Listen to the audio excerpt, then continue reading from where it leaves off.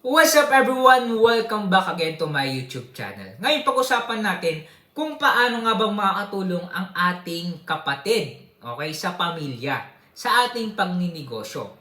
Alright, so kung bago lang sa aking YouTube channel, bago tayo magsimula sa ating vlog na to, please subscribe our YouTube channel para po ma-reach po natin at may ambag po kayo sa ating prayer na 100k subscriber.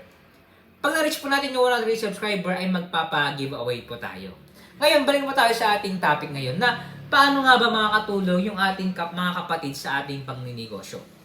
Okay. So ito sa akin, sa stand ko, kaya experience ko, may time kasi, nung time na si ate ko is nag-aaral siya sa college. So ngayon ako, nagninegosyo ako, tapos profitable yung business ko. Ang advantage para sa kanya ay may time na kailangan niya ng pera and everything, so binibigyan natin.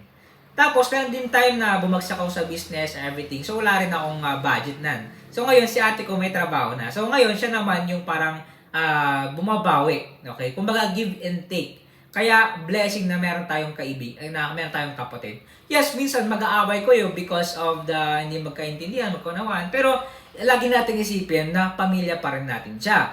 Kapatid pa rin natin siya. Kadugo pa rin natin siya. Kaya, huwag tayong mag-decide or tuldokan agad na iwas ka na.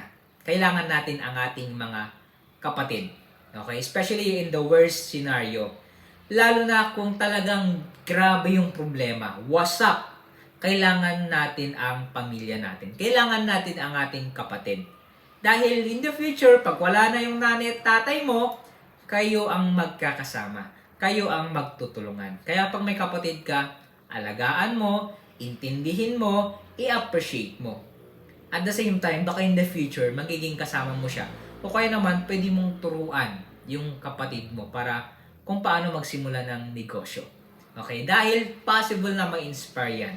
At para walang conflict, may negosyo ka, may negosyo ako. Dahil tinuruan kita, tutulungan mo ako. Ganun po sa ating, yun yung ating experience sa ating pagninegosyo. Alright, bago po tayo matapos sa ating vlog, meron po tayong binibentang negosyo reality na libro para po sa inyo.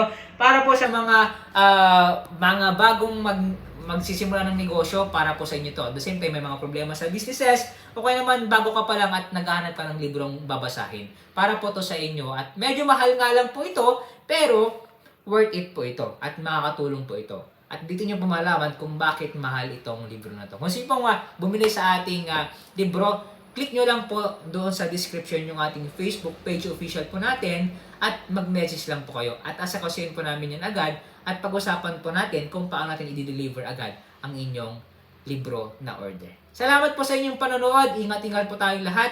God bless to your new business and your kapatid. Okay? Kahit masungit yan, mahalin natin ang ating kapatid. Bye-bye po and see you in my next vlog.